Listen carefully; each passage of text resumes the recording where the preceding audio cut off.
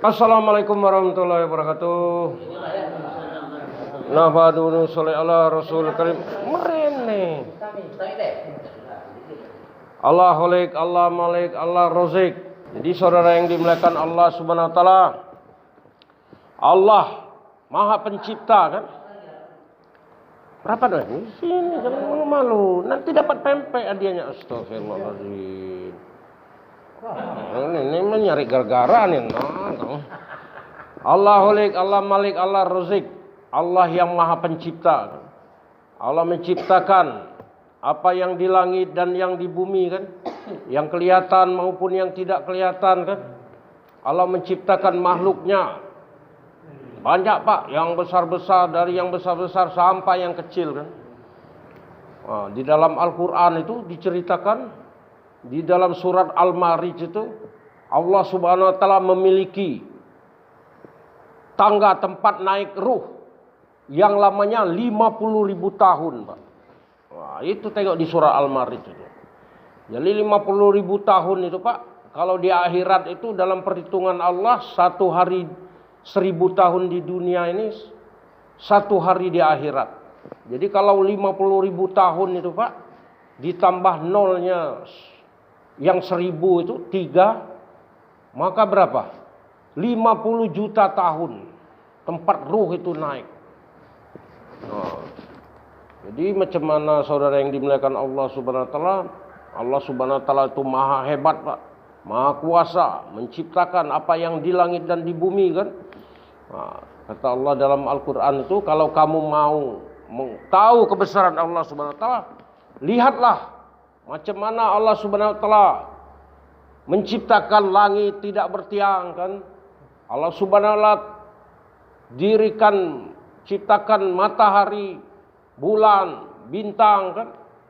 Semua itu dengan kuasa Allah Subhanahu wa taala. Jadi sesudah Allah menciptakan Pak, Allah Subhanahu wa taala pelihara kan. Nah, Allah Subhanahu wa taala pelihara Pak. Kenapa kalau tidak Allah Subhanahu wa taala pelihara, maka bulan dan bintang itu saling bertabrakan kan? Nah, jadi buat pempeknya. Kalau langit dan bulan dan matahari lah bertabrakan, kiamat lah. Jadi buat pempeknya kan. Nah, jadi saudara yang dimuliakan Allah Subhanahu wa taala, itulah Pak. Jadi apalagi matahari itu Pak, kalau dia mendekat ke bumi itu kan, maka akan apa Pak? Akan panas kan. Nah, kita tengok yang apa itu kan, kata yang orang ramalan cuaca itu Pak, nanti bulan sekian-sekian matahari itu akan mendekat ke bumi, maka akan kemarau kan. Kemarau Pak. Nah, kita lihat di Arab Saudi itu Pak, saking panasnya matahari itu, pohon-pohon kurma itu bisa terbakar dengan sendirinya. Iya, tengok di YouTube. Sekarang zaman internet kan, tengok di YouTube, terbakar pohon itu Pak. Saking panasnya. Dan ada di satu tempat itu di daerah mana itu, daerah Iran apa tuh. Satu tempat itu Pak, panasnya, maka wah tidak sanggup Pak, itu ban-ban mobil itu bisa pecah. Nah, itu kita tengok di India kemarin, saking panasnya Pak, cuaca itu, aspal itu meleleh kan. Nah, kita pakai kasut itu Pak, lekat itu kaki kita lihat. Itulah kuasa Allah Subhanahu wa taala. Macam mana Allah Subhanahu wa taala menciptakan matahari itu Pak? Nah, menurut ahli tafsir Quran Pak, dalam tafsir Quran Muhammad Yunus itu, Profesor Muhammad Yunus, tafsir Quran surat Alif Lam Mim Sajadah itu Pak, matahari itu besarnya 1.321.000 kali bumi. Nah, bayangkan Pak, besarnya matahari itu. Jadi kalau kita beli satu karung itu Pak, satu karung kacang hijau itu kan, yang 50 kilo Pak ya, ada isinya 1.331.000 butir kan. Nah, kita beli satu karung itu Pak, ambil itu Pak satu butir itu. Itulah bumi Pak. Nah, yang sekarung itu sisanya itu, itulah matahari. Berapa besar ya Pak? Oh, kalau ibaratnya ruangan itu Pak, kita 6 kali 6 kita hamburkan dengan 1.331.000 butir kacang hijau itu. Mungkin sepenuh ruangan ini kan. Nah, itulah besar matahari, Pak. Kita ambil satu, oh, itulah bumi. Oh, jadi macam mana Pak kuasa Allah Subhanahu wa taala? Allah menciptakan. Nah, sini, Bang. Oh, ayo, Bang. Nah, Allah menciptakan. Ini jadi menciptakan, Pak, di dalam Al-Qur'an itu Allah Subhanahu wa taala menciptakan dari benda yang mati keluar benda yang hidup. Oh, kemana pula? Dari benda yang hidup keluar benda yang mati, Bang. Apanya Mamang tuh kan mati kan? Tengok janda hidup kan?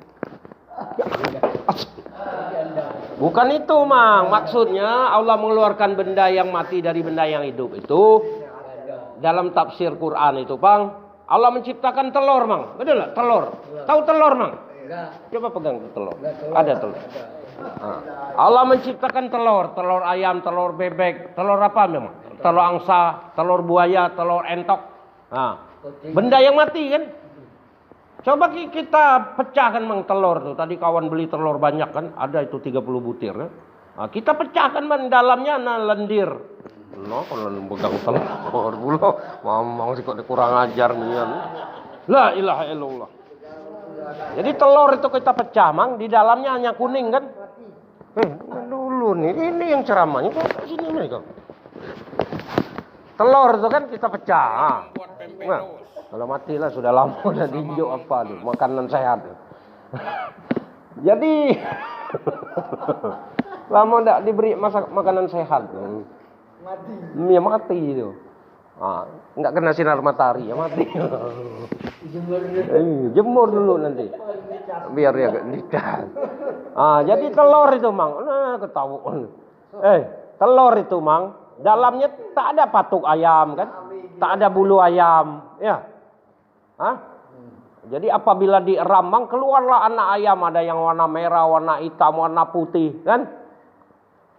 Itulah Allah menciptakan benda yang hidup, keluar benda yang mati. Ayam itu, Pak, keluar benda yang mati, telur kan? Apabila telur dieram itu dari yang benda yang mati keluar benda yang hidup. Jadi itulah kuasa Allah. La ilaha illallah. Macam mana ya saudara yang dimuliakan Allah Subhanahu wa taala? Itulah pentingnya, Pak. Jadi di dalam Al-Qur'an, kita cerita Al-Qur'an pula, Mang. Di Al-Qur'an itu, Pak, ada satu kaum, Mang, yang dibakar hidup-hidup kan? 20.000. 20.000 dibakar hidup-hidup, Mang, oleh raja itu. Raja itu kejam, Mang. Jadi siapa yang tidak mau menyembahnya kan, menyembah berhalanya, maka dikubur, dibakar hidup-hidup, Mang. Jadi ceritanya di surat Al-Buruj apa itu ayat Qur'annya, celakalah orang yang membuat kayu api dan membakar orang-orang mukmin, lebih kurang nanti di surat Al-Buruj. Jadi suatu ketika, Mang, ceritanya, Mang, ini, Mang, dengar baik-baik ya. Nanti sampaikan kepada cucung-cucung gitu.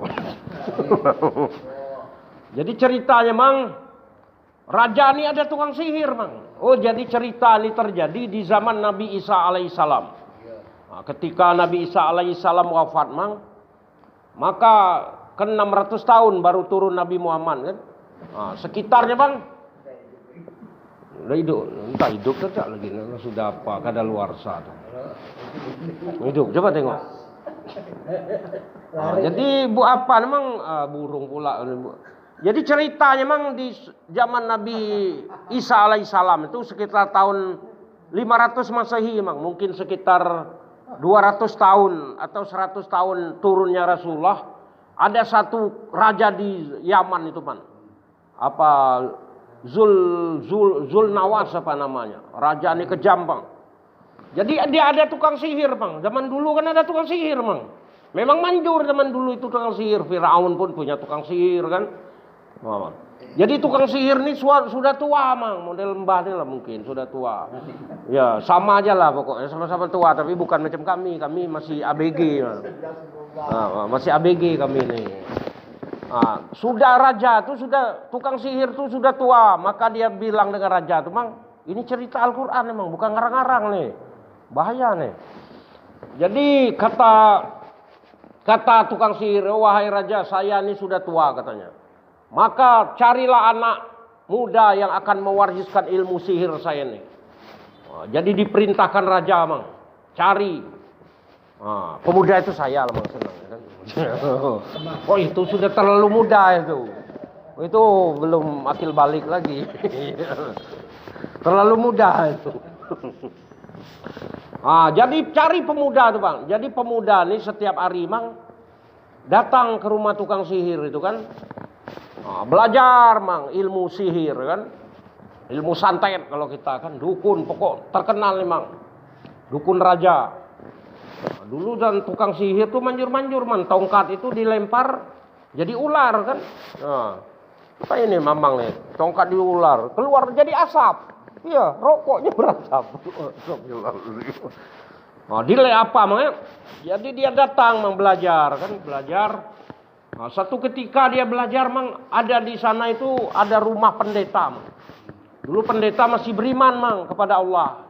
Itu dikatakan Allah dalam Quran tuh ahli-ahli kitab.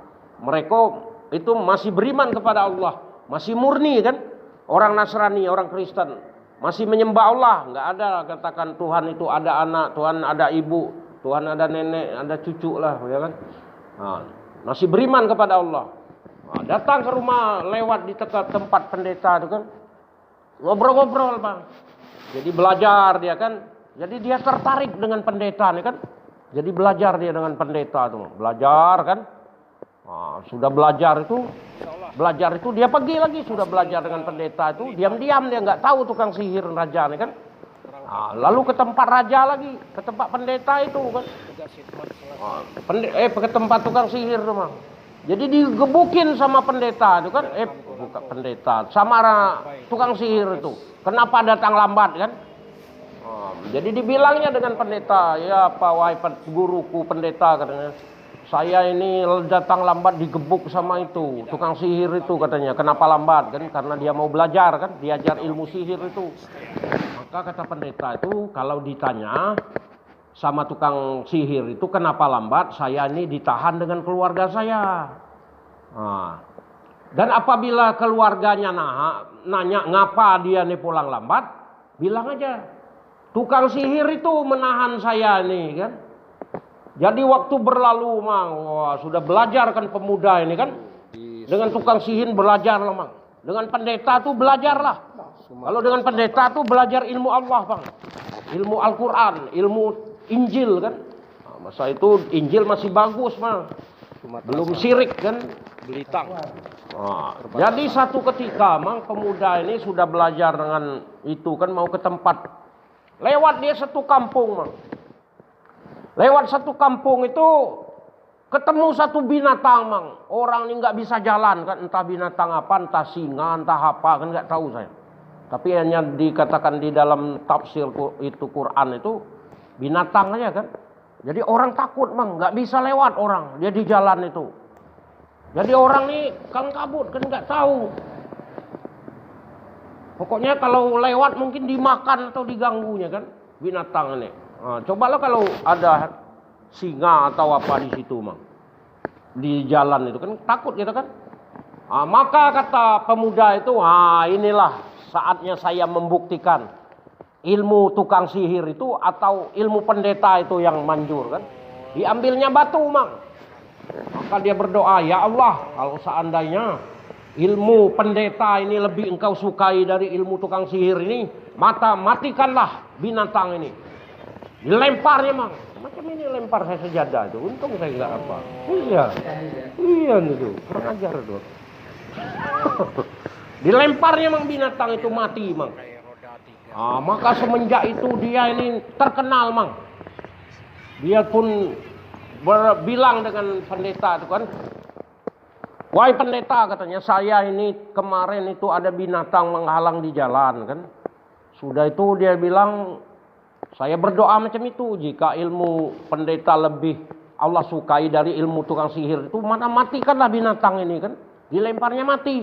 Maka kata pendeta, lu wahai pemuda, sekarang ini ilmu kamu itu sudah lebih tinggi dari saya kan.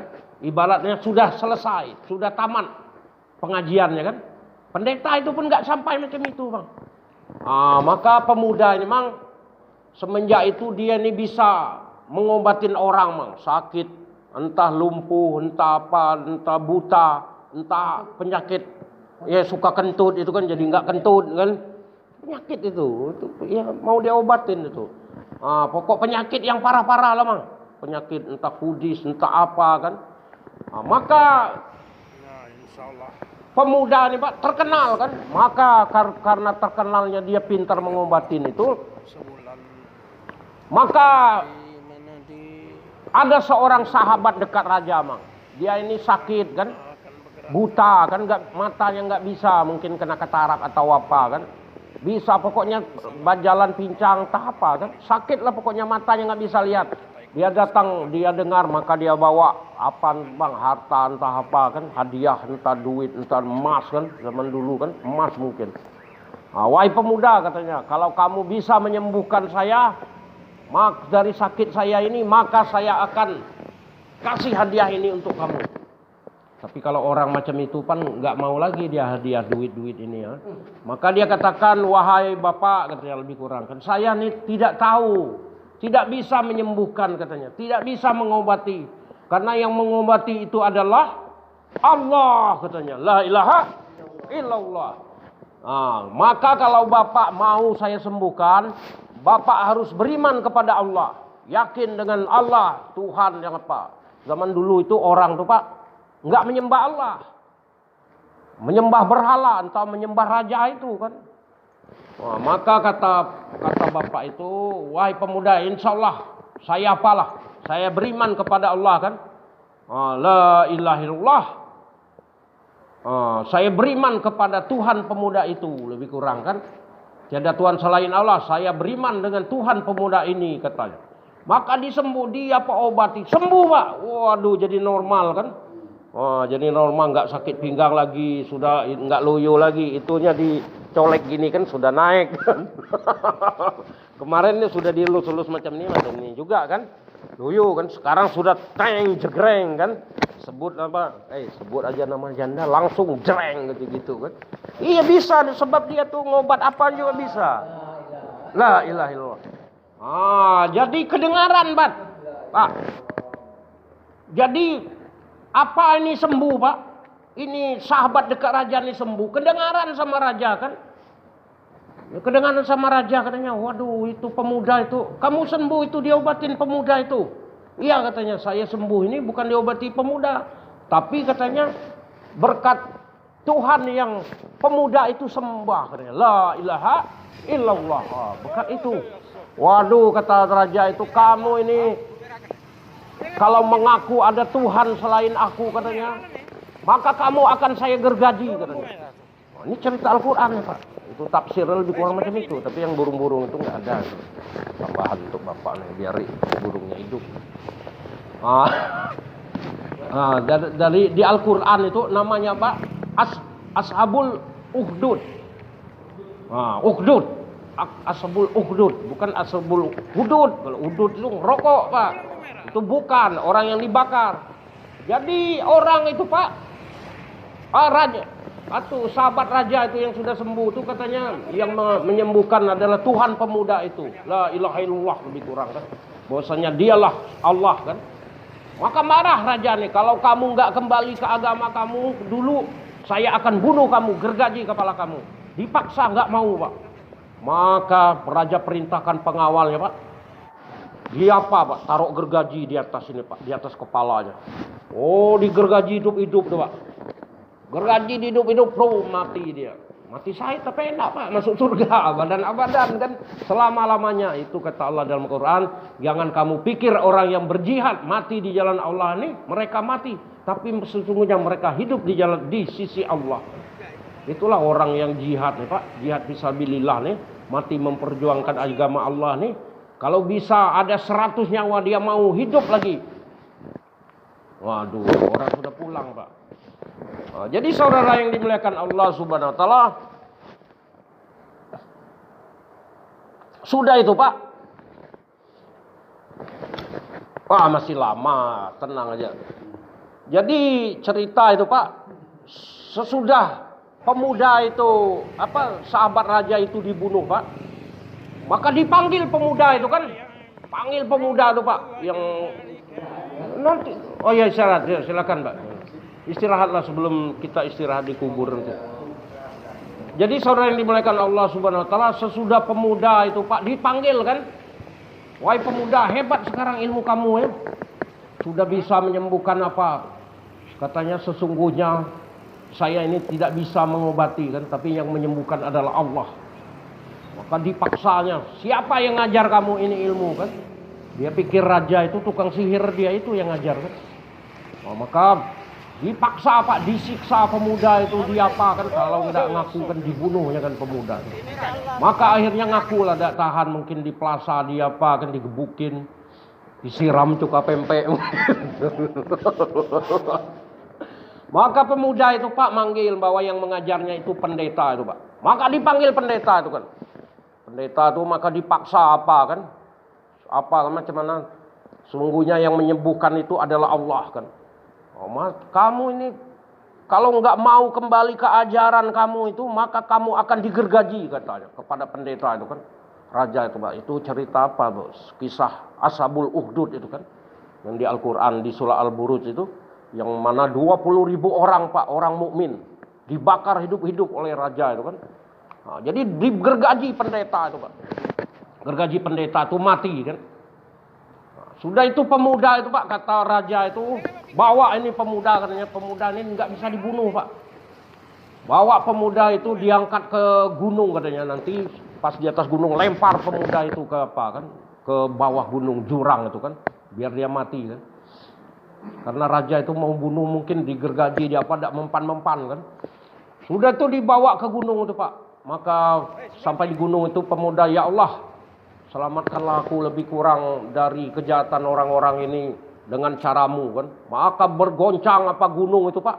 Jatuh tentara itu ke dalam jurang, semua mati kan. Dan pulang pemuda itu ke istana. Sudah tuh raja kaget kan. Apa yang kamu buat dengan itu? Itu sudah ibarat Allah selesaikan lebih kurang macam itu. Sama tidak mati-mati juga pemuda ini kan. Sudah tuh dikirim lagi, Pak. Tentara itu kan, kirim tentara, bawa ini pemuda ke lautan itu. Nanti pas di laut itu lempar dia ke laut itu biar nyahok kata orang Jakarta. Nah, dia apa? Ya mate ya modar kabeh gitu nih. Benar modar aku itu. Ya modar siaknya loh. Sudah tuh apa, Pak? Sampai ke lautan macam itulah di dalam. Ya Allah, berilah apa ibarat tolong aku dari orang-orang ini lebih kurang macam itu kan. Maka orang itu tenggelam semua, Pak, mati. Maka pemuda itu pulang lagi ke istana. Waduh, nggak mati-mati katanya. Wahai raja katanya, kalau kamu mau aku itu mati senang katanya. Nanti kamu kumpulkan apa katanya? Ada syaratnya kata pemuda itu. Apa syaratnya? Kamu kumpulkan semua rakyat kamu itu dalam satu lapangan katanya. Engkau salib aku dekat pohon katanya. Maka nanti kamu panah dengan anak panah saya ini. Kamu berdoa dengan bismillah dengan nama Tuhan pemuda ini kan. Enggak mati-mati pemuda, Pak, di macam mana digergaji, di apapun enggak mati kan. Nah, maka dikumpullah seluruh rakyatnya, Pak. Kumpul rakyatnya. Nah, maka raja itu entah tukang panahnya. Rajanya mungkin panah kan. Bismillah kan dengan nama Allah Tuhan pemuda ini kan. Tup di panah pas nancap sini mati pemuda itu, Pak. Maka ketika pemuda itu mati, Pak, 20.000 rakyatnya itu kami beriman kepada Tuhan pemuda ini katanya. Waduh, marah rajanya. Kata penasehatnya, itu yang selama ini kamu takutkan, wahai raja, sudah terjadi katanya. Orang-orang ini beriman kepada Tuhan pemuda itu lebih kurang kan. Maka, Pak, raja marah kan. Mungkin katanya rakyat kamu, kalau kamu nggak nyoblos saya kan, saya bunuh kamu. Saya bunuh kamu katanya. Kalau kamu tidak kembali kepada apa ya? Keajaran kamu kemarin kan, mungkin orang ini nyembah berhala, Pak, atau nyembah raja ini kan, Fir'aun kan. Nah, jadi mereka tetaplah tidak mau kan, maka raja perintahkan gali parit dekat jalan itu kan. Bakar kan, api besar-besar kan. Itu di dalam Al-Quran Pak, surah Al-Buruj itu apa? Celakalah orang-orang yang membuat kayu api, lebih kurang apa itu ayatnya. Yang mereka membakar orang-orang mukmin kan zaman dulu Pak. Kejadian ini di zaman Nabi Isa alaihissalam Pak. Kalau yang bunuh ini rajanya Yahudi. Jadi yang apa nih orang Nasrani, tapi orang Nasrani dulu masih bagus Pak, masih lurus akidahnya kan, ahli-ahli kitab kata Allah itu kan. Belum mau menyekutukan Allah, mengatakan Tuhan itu ada anak lah, ada ibu lah, ada cucu lah mungkin. Nah, ada Tuhan janda lah sekalian kan, Maryam itu kan nggak ada lagi, otomatis janda lah kan. Jadi saudara yang dimuliakan Allah Subhanahu Wa Taala, maka dipaksa Pak, la ilaha illallah. Jadi dipaksa Pak orang-orang ini kan. Kalau nggak mau kembali ke ajarannya, maka mereka ini akan dibakar hidup-hidup. Maka mereka tuh yakin Pak. Allah beri keyakinan kan. Tidak mau murtad lagi kan. Maka mereka tuh sebanyak 20.000 orang Bu. Dilempar ke dalam api yang menyala. Tapi enak Pak, sebentar aja api dunia kan. Nanti di akhirat itu abadan selama-lamanya di surga Allah Subhanahu Wa Taala. Istirahat kan. Nah, macam mana kata Allah itu? Yang kamu pikir orang yang mati syahid itu mati, tapi mereka tuh hidup di sisi Allah kan. Itu dikatakan dalam hadis Pak, kalau orang syahid itu tahu nikmatnya mati syahid itu Pak, maka mereka akan hidup minta 100 nyawa kan untuk hidup di dunia ini. Untuk dihidupkan lagi kan. Nah, sesudah orang itu Pak dibakar hidup-hidup, ada seorang ibu kan dengan anaknya Pak. Wah, mau ini kan berdiri di atas itu kan. Mau terjun ke dalam api itu kan, ragu ibunya kan, mungkin kasihan dengan anaknya kan. Maka bayinya Pak bicara, ya ibu jangan takut kan, ibaratnya ini nanti ampunan Allah, diberi surga apa kan, terjunlah pokok jangan ragu-ragu, lebih kurang macam itu kan. Itulah ada 3 bayi kan kalau tidak salah yang bisa berbicara itu, Nabi Isa alaihissalam, satu lagi itu yang bayi itu, satu lagi bayi apa Pak? Lupa saya. Ada lagi satu itu 4 Pak sekarang tuh, bayi ajaib, ada filmnya dulu. Tapi sudah jenggotan tua itu bayi ajaib. Oh, jadi terjun Pak, apa itu? Ibu itu kan dengan anaknya. Nah, macam Masito itu Pak, tukang sisi apa? Masito kalau tidak salah satunya. Masito tuh tukang sisir apa? Istri Firaun. Hah? Ya? Nah, itu Pak. Itulah Pak orang dulu itu keyakinannya sempurna kepada Allah Subhanahu Wa Taala. Nah, jadi insya Allah ya. Itu lebih paham lagi kita korban Pak. Apalagi nanti sekarang 2, 3, 4 September ini ada takazah dari masjid kita kan untuk bentuk jemaah kan. Berapa kalau Bangka itu 200 jemaah kan. Nah mudah-mudahan nama kita nih termasuk dalam nama jemaah-jemaah itu Pak. Pokoknya dalam Indonesia nih 10.000 jemaah ya. 10.000 jemaah 4 bulan Pak. Dan 300 jemaah negara jauh kan dikirim ke seluruh dunia. Insya Allah kan. Nah, itu yang akan jadi syafaat kita di hari kiamat Pak. Jadi semoga Allah Subhanahu Wa Taala beri taufik dan hidayah untuk kita amal dan sampaikan subhanallah.